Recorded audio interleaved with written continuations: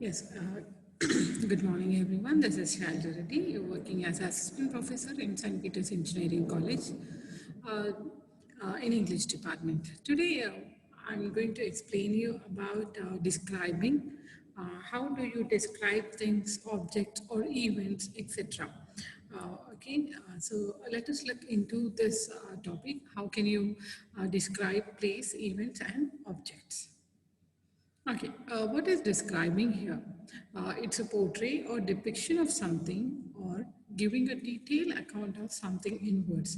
For example, it's describing something where you are portraying or depicting about something where you are telling about something, explaining about something, or giving detailed account of something in words. Okay, so it's not orally explaining; it's you are explaining, and in a written part, you are describing about a word in a written part. Okay, so here, what plays a major role when you describe uh, something? Your ability to describe depends on several things. They are power of observation, memory, ability to use appropriate vocabulary. Okay, so these are the three important things which you have to keep in mind when you describe something. It's like the first one is power of observation. You have to observe keenly about the things. For example, if you you can look, have a look at a rack beyond me, so behind me. Okay, where if you are observing that, you have to observe everything. It's like what's the size, what is the color, how many cupboards it has, etc., etc. Okay, so you have to have a good power of observation there. Okay, then the second one would be memory. Okay, and whatever you are observing, you have to store in your memory. That is more important. Okay, and the third one is ability to use appropriate vocabulary. Okay, you have to use appropriate vocabulary to describe the things. The next one, how do you describe a place? So I have already told you you are going to learn about describing place, describing event, and describing objects. So the first part of this one is how do you describe a place? So here, a good descriptive writing about a place helps us to visualize the place. See, for example, you have seen, I have seen Taj Mahal. So, and my friend, she didn't visit Taj Mahal, so she doesn't know how does a Taj Mahal look. So, when I describe about the place, I have to describe about each and every part of that place. It's like the shape of the structure, the color, what kind of material they have used, how does it look. Okay, they have to visualize. They have to visualize the whole picture about Taj Mahal when I describe about that one. For example, let me give you an example of movie. Most of you like to watch movies.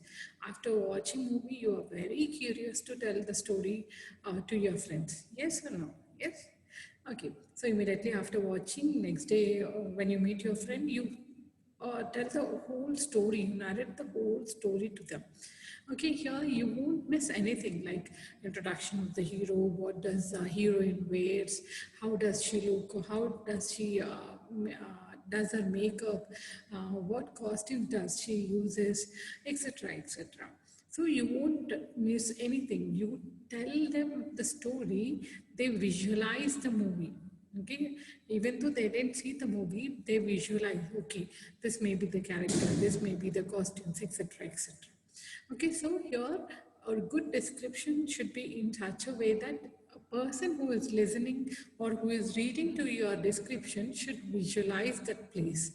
Okay, to give a good description about place is close observation, as I told you. If you have to give a good description about a place, you need to observe the complete place. Have a close observation. Okay, and you must consider these things in your description. What are these things? The first one is visualization. That is what you see, what you have seen there, whether a fountain near Taj Mahal or the greenery there, or the pictures, the portraits which have been displayed there, or the paintings or some scriptures written on the walls, okay, and maybe some other things, the people you have seen there, etc., etc. So whatever you have seen, you have to visualize, explain the people.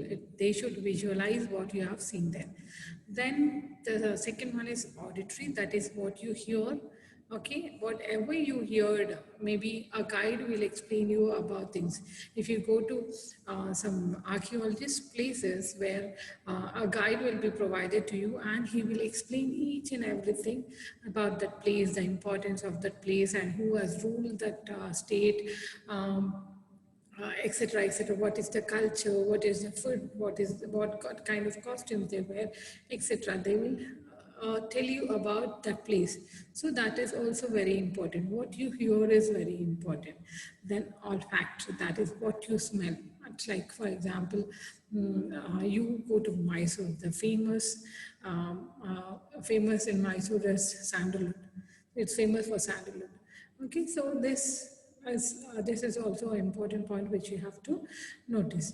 Then gustatory, what you taste. Okay, when you are describing about a place, as Delhi is famous for street food. Yeah, when you are talking about Agra, that is Taj Mahal, you have to even talk about the sweet, Agra sweet, that white color sweet, like that is very famous there. So you have to observe all these things, and you have to explain about all these things when you describe about a place. Okay, not only the what you have seen there, you are describing about the complete place there. What is important, what you have seen, what is it famous for, what kind of food they eat, what kind of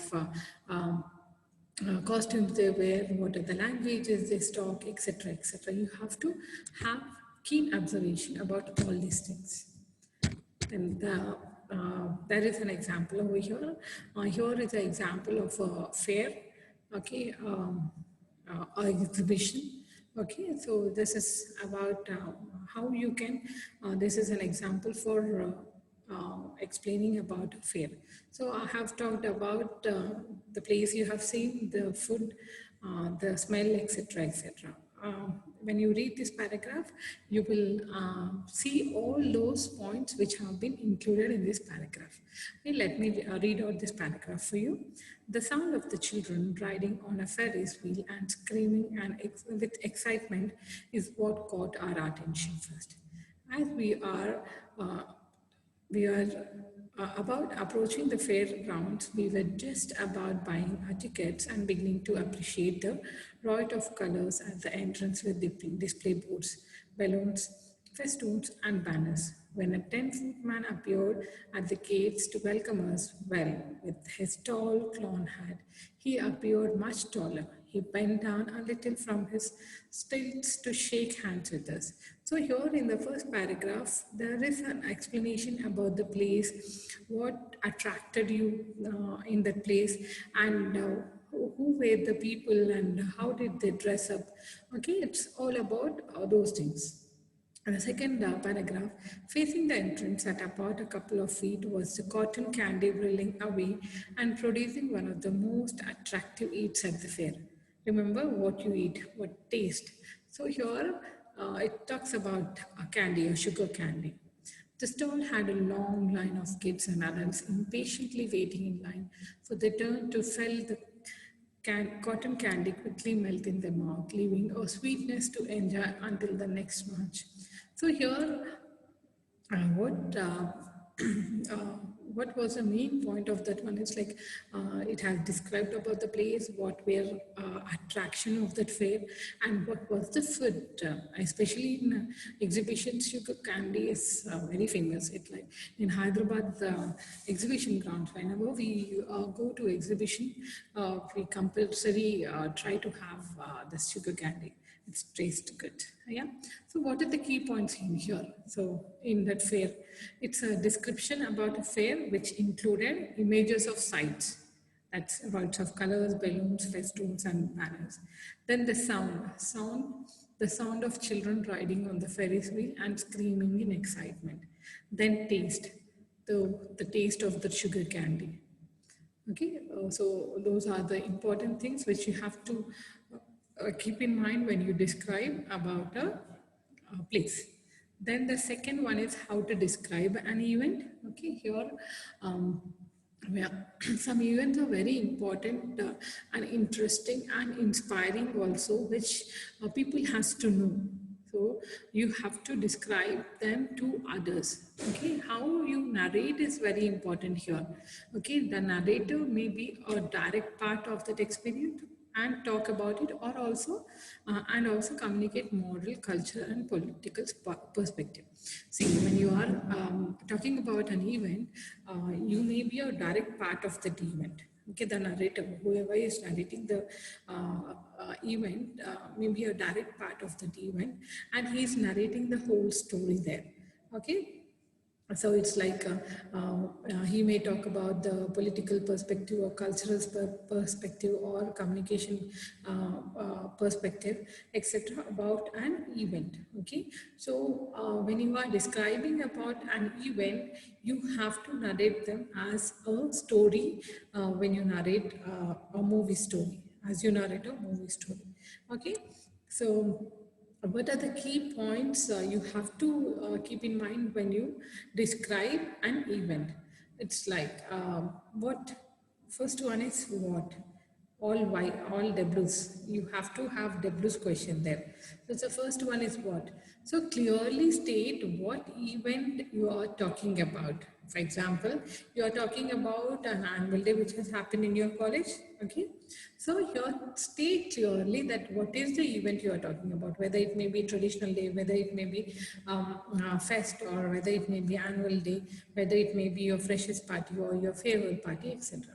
So state clearly what if state clearly which event you are talking about. Okay, then the second one is who. Okay, who, name the people or the participants in the event who have participated, like students or some chief guest or some MLAs or any film actor, etc., etc., whoever came to the event, mention about them in here. Next, where did this happen? Whether it may be on a college ground or in the seminar hall or outside your college. Name the place, describe the setting of the event, where have been that event has been set. Okay, next, when. Okay, give the details like time, event, and date. Okay, so that it will be easy for you, for the other people to understand. And next, why. And the last W is why. So here you have to keep in mind 5 W's, that is what, who, where, when, and why. Last why is why that event has been conducted in your college or in your school. Explain the significance of the event. For example, let me talk about the traditional day in St. Peter's Engineering College. Traditional day is celebrated on the occasion of Sankranti, where it's a traditional day where all the students come in traditional attire, and the festival is celebrated in the college. Okay, that is the significance to encourage our culture and tradition. We celebrate tradition day. So this is the significance of traditional day. So here, so you have to talk about what is the significance of the event. So here, you have to keep 5 things in your mind, that is what, who, where, when, and why. Okay, if you are able to get the information about these things, then your describing about events becomes more easier. And the last one is how to describe an object. Okay, when describing an object, we speak about the appearance, the function, and the usefulness of the object. Okay, we generally use simple tense, but if we are talking about things we have seen in the past, we use the past tense. So here, when you are describing about things, talk about the appearance, the function, the usefulness. For example, this is an object. This is a mobile phone. Okay, what is the color of this one? The color of this object is black. Okay, it is covered with a cover with like cover. Then the size, okay. Talk about the shape, talk about the uses, okay. Talk about the texture, what is this texture, and talk about the material used for this one. It's like a steel, glass, etc. material is being used for preparing this mobile phone, and this is a rubber one, okay. And you also can talk about the functions, what uh, the uses of this mobile phone, how does this function, okay, what is the capacity, what is the RAM and ROM in this one, what are the inbuilt future features in this mobile phone, okay, how can you use, it's like you can use to take mobile phone, photos, you can use to send messages, you can use for calls, etc., etc. So when you are describing about an object, keep in mind that you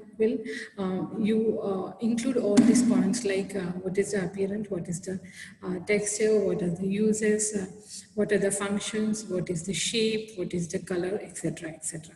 That makes your explanation more easier to understand. Okay, and when you are explaining about an object, generally you use simple tense, or if you are explaining about things you have seen in the past, you use past tense.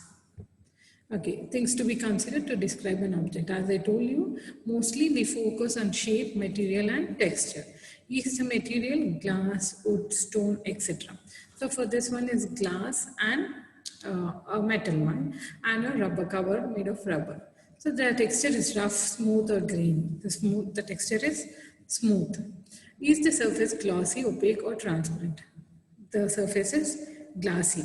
Okay, is the shape round, flat, angular, etc. Okay, you're talking about the shape.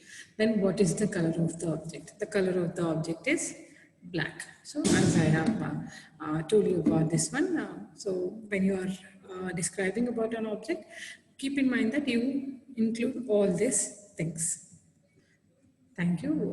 So today you have learned about how to uh, describe and place, describe a place with an example, then key points, how to describe an event, then key points to build your description, then how to describe an object, and things to be considered when you describe an object.